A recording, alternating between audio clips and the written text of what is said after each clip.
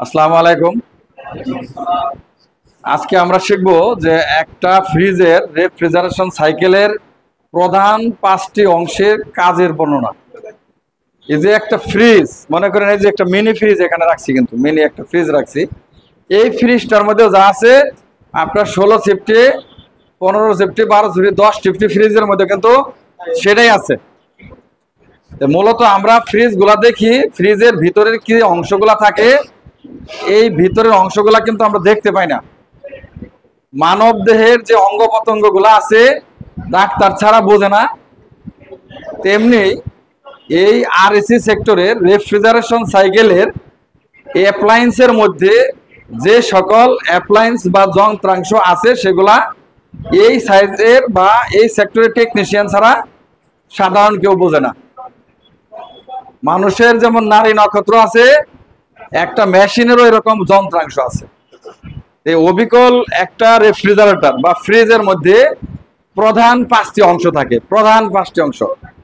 এসিতে যাবেন এই অংশগুলাই পাবেন, ফ্রিজে যাবেন এই অংশগুলাই পাবেন, মিনি একটা ফ্রিজে যা পাবেন বড় একটা ফ্রিজের মধ্যেও তাই পাবেন। তো দেখেন আমাদের প্রথম হেডলাইন হলো কি, যে ফ্রিজের রেফ্রিজারেশন সাইকেলের প্রধান 5টি অংশের নাম এবং কাজের বর্ণনা। একটা ফ্রিজের মধ্যে রেফ্রিজারেশন সাইকেলের কি আছে এখানে সম্পূর্ণ কিন্তু ডায়াগ্রাম করে দেখানো হয়েছে। সম্পূর্ণ, হ্যাঁ, কি ওদিকে কি, হ্যাঁ, এখানে কিন্তু সম্পূর্ণ ডায়াগ্রাম করে দেখানো হয়েছে। তো এখানে এইটা কি, এইটা হলো একটা রেফ্রিজারেটর। এই রেফ্রিজারেটরের মধ্যে কি কি থাকে, কয়টা অংশ থাকে? এই রেফ্রিজারেটরের মধ্যে 5টি অংশ থাকে। একটাকে একটা করে অংশ আমরা দেখাই। এই সম্পূর্ণটা হলো একটা কি, রেফ্রিজারেটর। একটা রেফ্রিজারেটর কয়টা কম্পার্টমেন্ট থাকে? না না, ভুল বলছেন। কম্পার্টমেন্ট মানে প্রকোষ্ঠ, মানে কয়টা থাক থাকে? একটা নরমাল, একটা হলো ডিপ। কোন কোন ফ্রিজে কিন্তু 3টাও থাকে, কোন কোন ফ্রিজে 1 পাল্লাও থাকে। সম্পূর্ণটা একরকম থাকে, আমি সেটা বোঝাচ্ছি। তো এখানে দেখেন আমি 2টা অংশই করছি, ইভাপোরেটর ডিপ, ইভাপোরেটর নরমাল। মানে একটা ফ্রিজের 2টা প্রকোষ্ঠ থাকে, একটা হলো ডিপের প্রকোষ্ঠ, একটা হলো নরমালের প্রকোষ্ঠ। ডিপের প্রকোষ্ঠ যেটা, সেটার মধ্যে কি বরফ তৈরি হয়, মাছ মাংস রাখলে জমায়েত বদ্ধ হয়। আর নরমালের অংশে কি হয়, ঠান্ডা হয়। নরমালের অংশ কি বরফ হয়? বরফ হয় না। ফ্রিজ মোটামুটি সবার বাড়িতে কিন্তু আছে, আছে না? এখন আমরা শিখবো যে এই রেফ্রিজারেটরের প্রধান 5টি অংশের নাম কি এবং এই প্রধান 5টি অংশের কাজ কি। এই যন্ত্রাংশগুলার এই নামগুলার সঠিক ব্যবহার, সঠিক কাজ যদি আমরা শিখতে না পারি তাহলে আমরা টেকনিশিয়ান হতে পারবো না। এখন বলেন, যদি যারা দোকানে থেকে কাজ করে তারা তো এত কিছু বোঝে না, তাড়াতাড়ি কাজ শিখে, ওদের সঙ্গে আপনাদের তুলনা দিলে হবে না। আপনারা এখানে আসছেন কারিকুলাম সুন্দরভাবে শেখার জন্য, বোঝার জন্য। এই সুন্দরভাবে শেখার জন্য, বোঝার জন্য এই চিত্রটা এখানে অঙ্কন করা হয়েছে। এই যে একটা রেফ্রিজারেটর আমরা এখানে রাখছি, এর ভিতরে কি আছে আপনি দেখতে পাচ্ছেন? পিছনে দেখতে পাচ্ছেন শুধু একটা কম্প্রেসার আছে, একটু ঘোরাও। পিছনে দেখা যাচ্ছে কি, একটি কম্প্রেসার। এই যে পাইপ আছে কিছু কাটা। আর আমরা যদি ঘুরাই, একটু ঘুরা দাও, এদিকে ঘুরা দাও, ক্যামেরার দিকে ঘুরা দাও। আমরা যদি এটাকে খুলে তাহলে কি দেখা যাবে? এই যে মিনি ফ্রিজের এটা হলো ডিপের অংশ, 1 পাল্লার। আর এই নিচের এটুকু কি হলো, নরমালের অংশ। আর এই ফ্রিজের এই পাশে এবং এই পিছনের পাশে যেটা আছে সেটা হলো কন্ডেন্সার। আচ্ছা, ফ্রিজের 2টা পার্ট থাকে, আমরা কিভাবে বুঝি? একটা পার্ট গরম হয়, জানেন? কোন অংশটা গরম হয় ফ্রিজের? ভিতরের অংশ না বাইরের অংশ? বাহিরের অংশ গরম হয়। বাহিরের অংশ গরম বলতে এই যে এই পাশের এই সাইডের অথবা পিছন সাইডে ধরে দেখছেন কোন সময় গরম হয়? আচ্ছা, তাহলে যে অংশটা গরম হয় সেই অংশটার নাম কি? কন্ডেন্সার। আমরা যে এখানে 5টা পার্ট লিখছি, দেখেন যে অংশটা গরম হয় সেটা কিন্তু এই অংশটা, এটার নামে হলো কি কন্ডেন্সার। এটা ফ্রিজের ভিতরে লুকায়িত থাকে। এই পাশে আছে, একটু ঘুরে এদিকে ঘুরে দাও, মুখটা এদিকে ঘুরে দাও। হ্যাঁ, এই যে এই পাশে আছে এই ফ্রিজের, হ্যাঁ ঠিক আছে, এই ফ্রিজের এখানে কিন্তু আছে, এটার মধ্যে কিন্তু এরকম ভাবে পেঁচানো আছে, লুকায়িত পেঁচানো আছে। আমরা কি দেখতে পাচ্ছি? দেখতে পাচ্ছি না, কিন্তু যখন নষ্ট হয়ে যাবে তখন এই কন্ডেন্সারটা কিন্তু আমরা পিছন থেকে লাগাইতে পারবো। যেমন ওই যে পিছনে দেওয়া আছে, দেখেন তাকান, ওই যে কালো নেট, হ্যাঁ ওইটাই হলো কন্ডেন্সার। তো যাক, আমরা আর যদি ইভাপোরেটর দেখাই, এই দেখেন ইভাপোরেটর ওখানে বক্সের মধ্যে কয়েল পেছানো আছে, ওইটা হলো ইভাপোরেটর, ওই যে আলমারির উপরে আছে। আর যদি নন ফ্রস্টের বলি, তাহলে এই যে এটা কিন্তু একটা ইভাপোরেটর, ঠিক আছে? তাহলে আর এর পিছনে যেটা আছে সেটা হলো কি? কম্প্রেসর। ঘোরাও, এই কালো যেটা আছে এটার নাম হলো কি? কম্প্রেসর। তাহলে আমি বাস্তবে দেখা নিলাম ইভাপোরেটর, কন্ডেন্সার, কম্প্রেসর। এখন বাকি থাকে কি? ফিল্টার আর ক্যাপিলারি। বয়াম থেকে ফিল্টার আর ক্যাপিলারি বের করুন। এখন চিত্রের দিকে ফিরে আসেন, চিত্রের দিকে ফিরে আসেন। প্রথমে দেখেন আমরা একটা সম্পূর্ণ ফ্রিজ তৈরি করছি। এখানে ফ্রিজের মধ্যে আমরা এখানে ডিভাইডেড করছি, দুটো ভাগ করছি। ডিবের অংশ ফ্রিজার অংশ, ইভাপোরেটর নিচের অংশ ইভাপোরেটর, নরমালের অংশ যাকে বলা হয় ফ্রেশ ফুড বা ফ্রিজার ফুড। এখানে হলো ডিবের অংশ, এটা হলো নরমালের অংশ। এই পার্টে যে অংশটা আছে ফ্রিজের ভিতরে সেটাকে বলা হয় ইভাপোরেটর, আর বাহিরে যেটা গরম হয় সেটাকে বলা হয় কন্ডেন্সার। তাহলে এখানে একটা ফ্রিজের মধ্যে আমরা 5টা জিনিস পাচ্ছি। 5টা জিনিসের মধ্যে প্রথমে কি লিখছি আমরা? কম্প্রেসর। এই যে এটা হলো কম্প্রেসর, ঠিক আছে? নিচে যেটা থাকে সেটার নাম হলো কি? কম্প্রেসর। তারপরে লিখছি কি? কন্ডেন্সার। তাহলে ফ্রিজের কন্ডেন্সার কোনটা? এই যে এটা হলো ফ্রিজের কন্ডেন্সার। এরপরে লিখছি কি? ইভাপোরেটর। 3 নম্বরে লিখছি ইভাপোরেটর। ইভাপোরেটর কোথায়? এই যে ডিপ এবং নরমালের ভিতরে যে অংশটা ঠান্ডা হয় সেটা হলো ইভাপোরেটর। তারপরে কি লিখছি? Capillary tube. এই দেখেন চিকন পেঁচানো, এইটার নামে হলো ক্যাপিলারি টিউব। এরপরে কি আছে 5 নম্বরে? ফিল্টার। এটার নাম হলো ফিল্টার। তো একটি রেফ্রিজারেটর মূলত প্রধান এই 5টি অংশই থাকে, আর কিছু থাকে না এই 5টি ছাড়া। এর ভিতরে আরেকটা ডিভাইস আছে, সেটাকে বলা হয় ইকোমুলেটর। এই যে ইকোমুলেটর না দিলেও ফ্রিজ চলে, কিন্তু মূল প্রধান অংশ কিন্তু এই 5টাই। আমরা যখন ডিবের চেম্বার তৈরি করি তখন কিন্তু ইকোমুলেটরটাকে আর ব্যবহার করি না, সরাসরি দিয়ে দিই। কিন্তু অরিজিনাল ফ্রিজ গুলার পিছনে কিন্তু ইকোমুলেটর দেওয়া থাকে। তো এখন আমরা বুঝবো এই ইকোমুলেটরের কাজ কি, ফিল্টারের কাজ কি, কন্ডেন্সারের কাজ কি, ইভাপোরেটরের কাজ কি, ক্যাপিলারির কাজ কি, এই কম্প্রেসরের কাজ কি।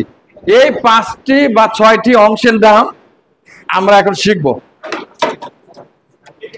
6 নাম্বার আমরা দিয়ে দিলাম ইকোমুলেটর।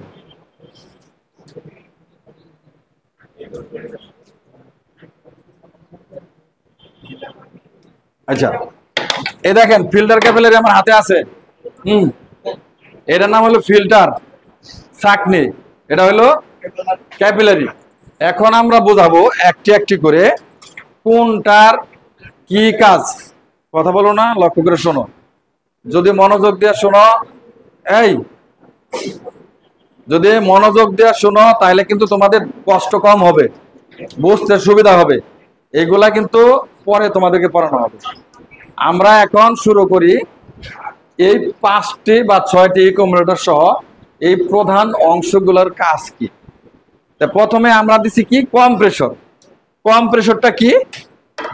এই যে আমরা কম্প্রেসর তৈরি করছি, কম্প্রেসরটা কি? মনোযোগ দিয়ে শুনবেন। কম্প্রেসর হলো একটি যন্ত্র বা মেশিন, বুঝতে পারছি? একটি যন্ত্র বা মেশিন, ধরে কথা বলে ফাঁকে যায়। একটি যন্ত্র বা মেশিন, এটা হলো সিঙ্গেল ফেজ একটি মোটর। এর মধ্যে 2টি পার্ট থাকে, ইলেকট্রিক্যাল এবং মেকানিক্যাল। আমরা এর মধ্যে বিদ্যুৎ সাপ্লাই দেই। বিদ্যুৎ সাপ্লাই দিলে এই কম্প্রেসরটা কি হয়? চালু হয়। কম্প্রেসরটা চালু হলে এই কম্প্রেসরের মধ্যে একটা শক্তি সঞ্চয় হয়। শক্তিটা কি? পাম্পিং তৈরি হয়। এখানে উচ্চ চাপ তৈরি করে এই কন্ডেন্সারে প্রেরণ করে। উচ্চ চাপ এবং তাপ তৈরি করে কন্ডেন্সারে একটা প্রেসার তৈরি করে। তৈরি করার পরে এই কন্ডেন্সারটা কি হয়? এর ভিতরে যদি গ্যাস থাকে তখন এই কন্ডেন্সার গরম হয়। মানুষের হৃৎপিণ্ডের কাজ করে কিভাবে জানেন? পাম্পিং করে না, এরকম করে না?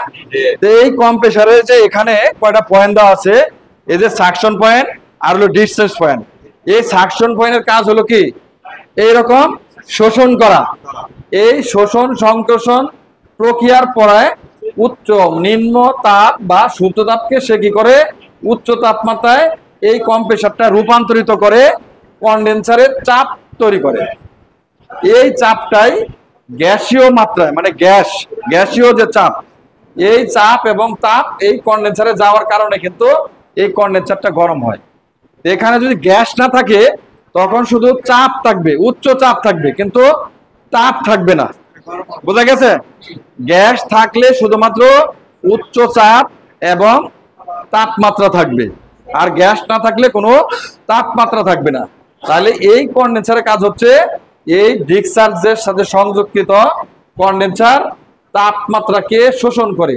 আমরা যদি সংক্ষিপ্ত আকারে বুঝতে চাই, কন্ডেন্সারের কাজ হলো তাপমাত্রাকে বর্জন করা। বোঝা গেছে? কন্ডেন্সারের কাজ হলো তাপমাত্রাকে বর্জন করে রেফ্রিজারেন্ট গ্যাসকে তরলে পরিণত করে ফিল্টারের মাধ্যমে ক্যাপিলারির মাধ্যমে ইভাপোরেটরে প্রবেশ করে। আমরা একটা একটা করে শিখবো, শর্ট কোশ্চেন উত্তর শিখবো। কন্ডেন্সারের কাজ হচ্ছে তাপমাত্রা বর্জন করা, এবং সে কাজ করে কিভাবে? উচ্চ চাপ এবং তাপমাত্রায় রেফ্রিজারেন্টকে তরলে পরিণত করে ইভাপোরেটরে পাঠায়। এটা হলো তার কাজ। আর তার সংক্ষিপ্ত কাজটা কি? কাজ হলো তাপমাত্রাকে বর্জন করা। আর কন্ডেন্সারের কাজ হলো কি? তরল কারক। কন্ডেন্সারের বাংলা যদি আমরা বলি, সে কি কাজ করে? তরল কারক। কি তরল করতেছে? এই রেফ্রিজারেন্ট গ্যাসটাকে তরলে পরিণত করতেছে। তরলে পরিণত করে কোথায় পাঠাচ্ছে? ইভাপোরেটরে পাঠাচ্ছে। এখন এই কন্ডেন্সারের লাস্ট পয়েন্টে এখানে কি আছে? ফিল্টার। ফিল্টারের কাজ হলো ছাঁকনি। রেফ্রিজারেশন সাইকেলের মধ্যে যে অপদ্রব্য, ময়লা, তৈলাক্ত পদার্থ, তৈলাক্ত পদার্থ যেগুলো আছে, এই ফিল্টারের মধ্যে ছাঁকনি আছে। এই পাশে একটা নেট আছে, এই পাশে একটা নেট আছে, এবং মাঝখানে সিলিকা জেল থাকে। ওই ময়লা গুলাকে, তৈলাক্ত পদার্থ গুলাকে সে কি করে? আটকায় দেয়, যাতে এই চিকন ক্যাপিলারির ভিতরে যায় ব্লক সৃষ্টি করতে না পারে। এটা হলো ফিল্টারের কাজ। তাহলে ফিল্টারের কাজ কি? ময়লা, আবর্জনা, তৈলাক্ত পদার্থ এবার ধুলাবালি কণাগুলাকে আটকায় দেওয়া। এরপরে আসে কি? ক্যাপিলারি। ক্যাপিলারির কি কাজ? ক্যাপিলারির কাজ হচ্ছে এই যে এখানে উচ্চ চাপ ফিল্টার পর্যন্ত আসে গ্যাসের, এই চাপটাকে কমায়ে পরিমাণ মতো গ্যাসকে ইভাপোরেটরে প্রেরণ করে হচ্ছে ক্যাপিলারির কাজ, অর্থাৎ এক্সপানশন হিসাবে কাজ করে। মানে সম পরিমাণ, অর্থাৎ তার মধ্যে যে ছিদ্র আছে, এই ছিদ্র দেয়া পরিমাণ মতো রেফ্রিজারেন্ট চাপকে ইভাপোরেটরে প্রেরণ করে হচ্ছে ক্যাপিলারির কাজ। তাহলে ক্যাপিলারির কাজ কি হচ্ছে? পরিমাণ মতো গ্যাসকে ইভাপোরেটরে প্রেরণ করা। তার ভিতরে যে ছিদ্র আছে, ওই ডায়া ছিদ্র অনুযায়ী এই কন্ডেন্সারের চাপ, ওই সম পরিমাণ চাপকে এই ইভাপোরেটরে প্রবেশ করা হচ্ছে ক্যাপিলারির কাজ। এখন আসো ইভাপোরেটরের কাজ কি? যখন কম্প্রেসার রানিং হয়, ফ্রিজে গ্যাস থাকে, তখন এই কম্প্রেসারটা কি করে? বায়বীয় পদার্থকে কাজে লাগায়।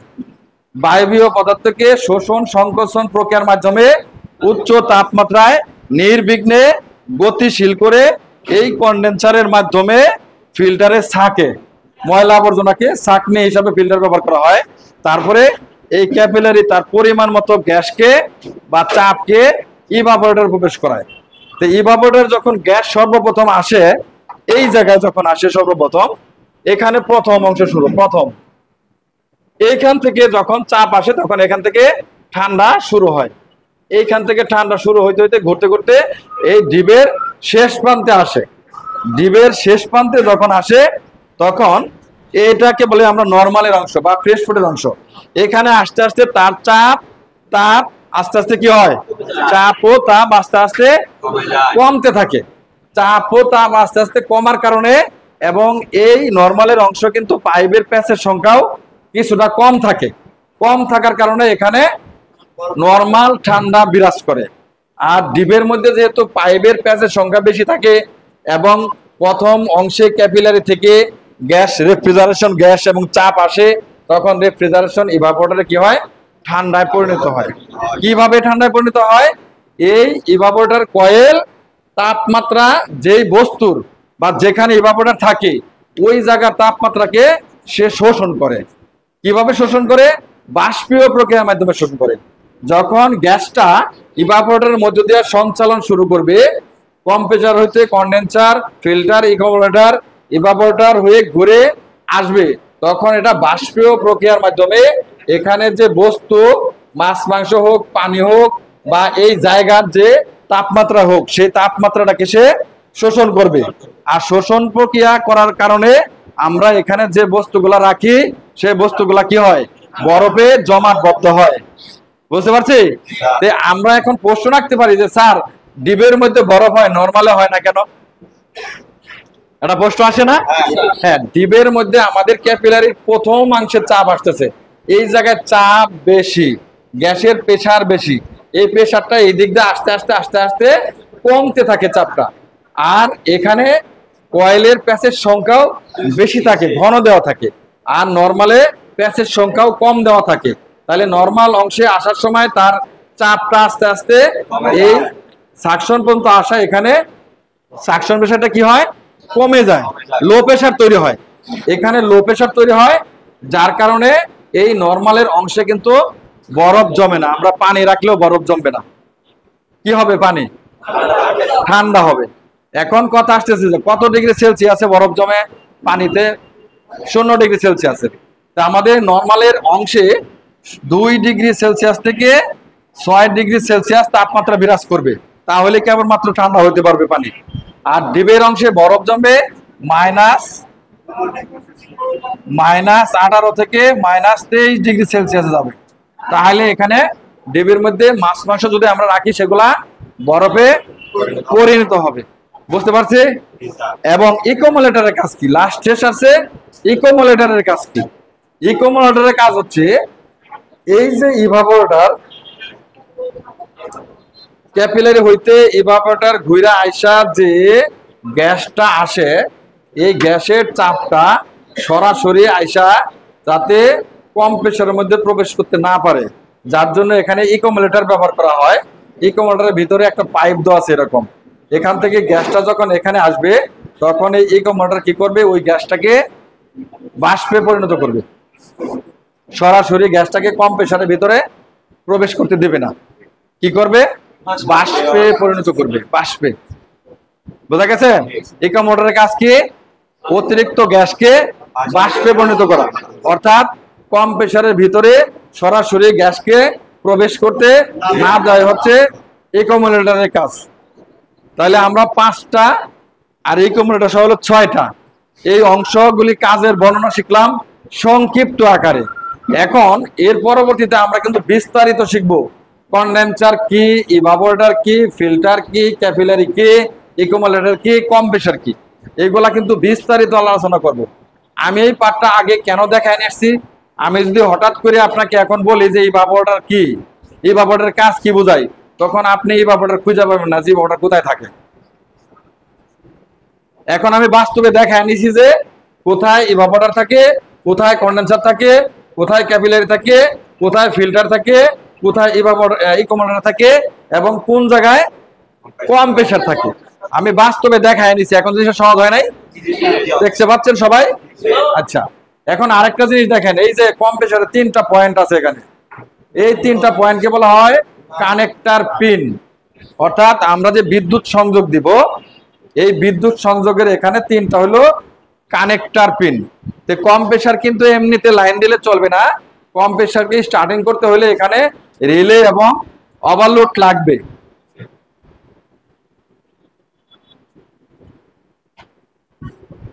তোমাদের ক্লাস হবে, যাও, আমরা আসতেছি। তোমাদের ক্লাস আরম্ভ হবে এখনই, আমি এই ক্লাসটা শেষ করে আসি। এই ক্লাসগুলো তো তোমাদের হয়ে গেছে। আচ্ছা, একটু সবাইকে দেখাতে হবে। তো এখানে এই এদিকে লক্ষ্য করতে হবে, এদিকে, এই বোর্ডের দিকে লক্ষ্য করতে হবে। কথাগুলো মনোযোগ দিয়ে না শুনলে পরবর্তীতে কিন্তু কাজ কম বুঝবেন আপনারা। আর এইগুলা যদি ভালো বোঝেন, তাহলে কিন্তু কাজ করতে আপনার ইজি হবে। এই যে এখানে আমি পার্টস মানে উপাংশ, এটা কিন্তু একটা মেকানিক্যাল সাইকেল। এটাকে কি বলা হয়? এটা মেকানিক্যাল সাইকেল। এখানে কিন্তু কোনো ইলেকট্রিক ডিভাইস দেওয়া হয় নাই, শুধুমাত্র এটা কম প্রেসার দেওয়া হয়েছে। কম প্রেসার একটা মেশিন বা যন্ত্র। কিন্তু আমাদের ফ্রিজে কিন্তু আরো অনেকগুলো ডিভাইস আছে, ইলেকট্রিক ডিভাইস, যেগুলো কি থার্মোস্ট্যাট সুইচ, ল্যাম্প এবং নন ফোর্স ফ্রিজে আরো অন্যান্য পার্টস থাকে, সেগুলো আমরা পরবর্তীতে ক্লাসে আলোচনা করব। আজকে আমরা শুধু শিখলাম কি একটা ফ্রিজের রেফ্রিজারেশন সাইকেলের যে 5টি প্রধান অংশ থাকে, সেই 5টি প্রধান অংশের কাজ এবং এই 5টি প্রধান অংশ ফ্রিজের মধ্যে কোথায় থাকে, এই জিনিসগুলা বোঝানোর জন্য, দেখানোর জন্য কিন্তু এই চিত্রটা অঙ্কন করে এই ক্লাসের পাঠদানটা আজকে করানো হলো। তো আমরা যদি এখন একটা ফ্রিজ সামনে দেখি, এর ভিতরের মধ্যে কি আছে আমরা কিন্তু কিছু দেখতে পাচ্ছি না। ডাক্তার যেমন একটা মানুষের শরীরের সকল কিছু হাড় গোড় যা আছে সব বোঝেন, একজন টেকনিশিয়ানেরও কিন্তু একটা ফ্রিজের ভিতরে কি আছে তার সবকিছু বোঝা উচিত, যার জন্য কিন্তু এই চিত্রটা এখানে অঙ্কন করা হয়েছে। তো আমরা আবার রিভিশন দেই, আমরা কিন্তু শিখলাম কয়টা ডিভাইস আছে। এটা কিন্তু একটা মেকানিক্যাল সাইকেল, রেফ্রিজারেশন সাইকেল। আমাদের এখানে প্রধান অংশ কোনটা? প্রধান অংশ হলো কম্প্রেসার মোটর। যদি কম্প্রেসার মোটরই না থাকে তাহলে আমাদের এগুলো সব অকেজো। কম্প্রেসার মোটর আছে, কনডেনসার নাই, কাজ হবে? ইভাপোরেটর নাই, কাজ হবে? কাজ হবে না। আবার দেখা যাচ্ছে আমার ইভাপোরেটর আছে, কনডেনসার আছে, ক্যাপিলারি আছে, ফিল্টার আছে, ইকুইভ্যালেন্ট আছে, কিন্তু কম্প্রেসর নাই, কাজ হবে? কাজ হবে না। তাহলে আমাদের কি প্রত্যেকটা অংশই কিন্তু আমাদের লাগবে।